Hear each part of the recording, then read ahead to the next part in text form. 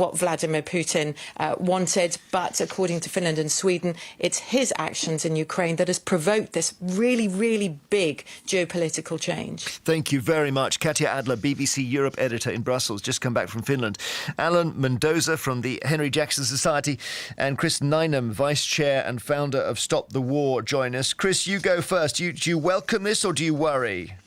I worry. I think it's a bad move. I mean, serious commentators on the situation, the disastrous, catastrophic situation in Ukraine, are all agreed that one of the contributory factors to the current crisis is the expansion of NATO eastwards, since the collapse of the Soviet Union, something that the Western leaders at the time promised wouldn't happen, a promise that has been broken time after time as NATO forces have NATO members and NATO forces have moved eastwards and are now literally on the border of Russia. Now, if it's the case, even the head of the CIA says, and numerous leading figures in the US foreign policy establishment over the last few decades have all agreed, if it's the case that eastern expansion of NATO is one of the drivers of the current crisis, not a justification for what Putin's done, but nevertheless a cause of it,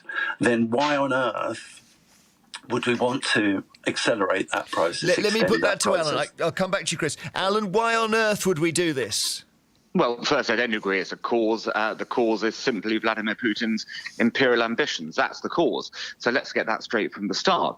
But the second issue is, it is Vladimir Putin's aggressive war in Ukraine that has led to other countries next to him quite rightly fearing that they will be next in line should he decide to turn his imperial ambitions to them.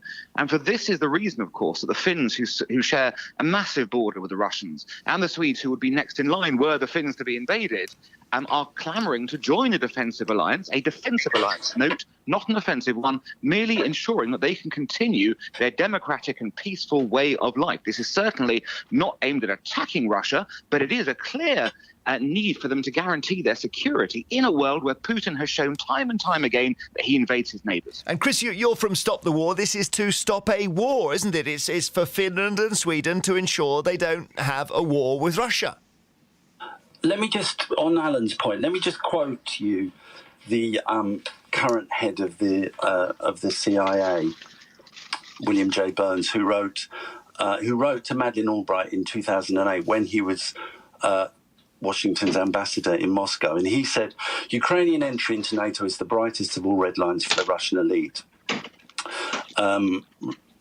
I've yet to find anyone who views Ukraine in NATO as anything other than a direct challenge to Russian interests."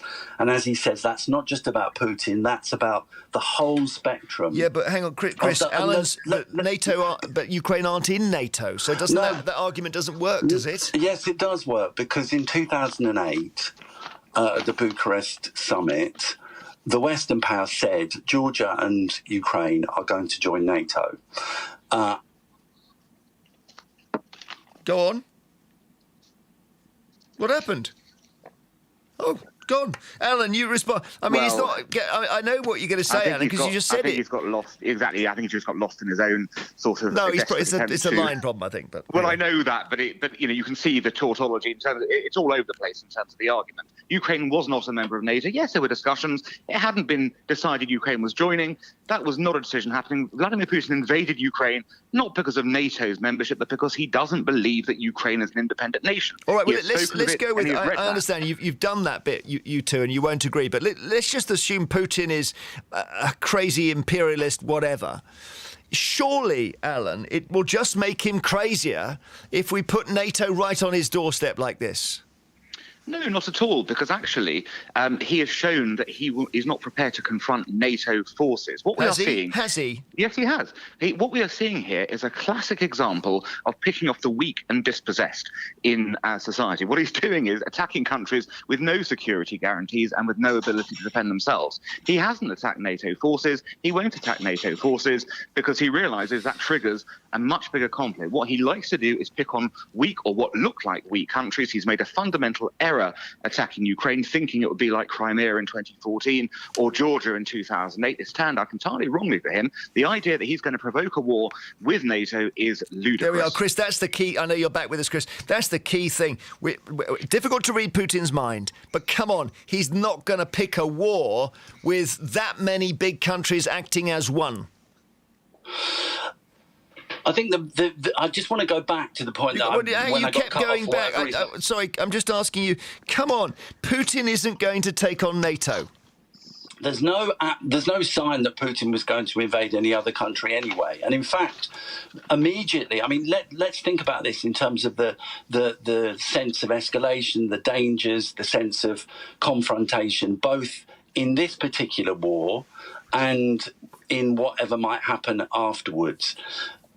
If we talk, I mean, from our point of view, from the point of view of Stop the War, and I think this is a position that's supported by many, many people in this country and elsewhere, we want there to be a negotiated solution to this problem because it's causing absolute catastrophe. Don't you want Ukraine to win? No, what we want is... I don't think there's any winners in this war. Well, don't you want them to win their country back? At some stage, of course we want them to have their country back. The question is, how do we get there? It seems to me that by NATO expanding, by NATO extending its influence in the region, that is going to mean that Putin is less likely to come to the negotiation table.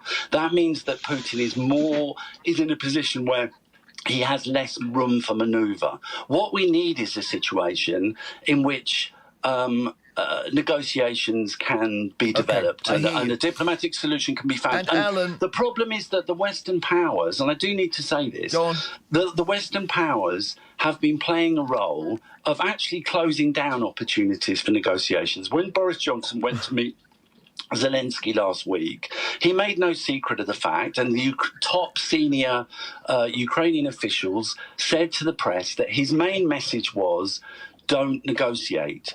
When Zelensky made the announcement where he admitted back in April that actually, despite the propaganda and the discussions over the last decade and a half, the possibility of Ukraine joining NATO was not really on the table, and he said, I've been told by the US that actually it's not on the table. He also said at that moment in April that he was prepared to meet up with senior Russian officials and discuss the question of some sort of agreement over autonomy for the regions of the Donbass. Sorry, Chris. No, we're not. Well, hang on. I want to ask Alan a question. Yeah, but I haven't really had a chance because I was This isn't going on and on. Propaganda. Well, no, Alan, hang on a minute. No, it's a debate. It's a discussion. Well, it was, yeah. Alan, sorry, but Chris is right in one thing. If Sweden and Finland join NATO, we are definitely closer to World War III, aren't we? There's no question about it. No, we're not. We're further away from World War III because you're hemming in the ability of Putin to act against his neighbours. What will provoke World War III further is if he expands his borders in every direction he can do. It's not correct to say that Putin has only invaded Ukraine. He invaded Georgia in 2008. There's a question, of course, of how he sort of assisted Assad in his attacks in Syria in that conflict as well. Plus, he's been, making menacing threats towards Transnistria/Moldova, which, of course, Transnistria is a breakaway region that he claims. And again, that would be an invasion of Moldova. But when I said we're closer to World War III, it's because it's all or nothing with this. If he does decide to take on Sweden or Finland, you then get all the NATO countries piling in, and that's World War III. That's my point. He's not going to do that. Just as we are not attacking Russia. And that's the key thing. Look how we have made it quite clear that we are not committing our forces to attack Russia in this regard. He is not going to attack us, and we are not going to attack him. What we have to go back and understand is we're back in the Cold War period of you can do X and Y to each other, but not directly. We all know how that works. We lived with it for 45 years from 1945. OK, thank you both. Great discussion. Alan Mendoza from the Henry Jackson Society and Chris Nineham, who's the Vice Chair and founder of Stop the War.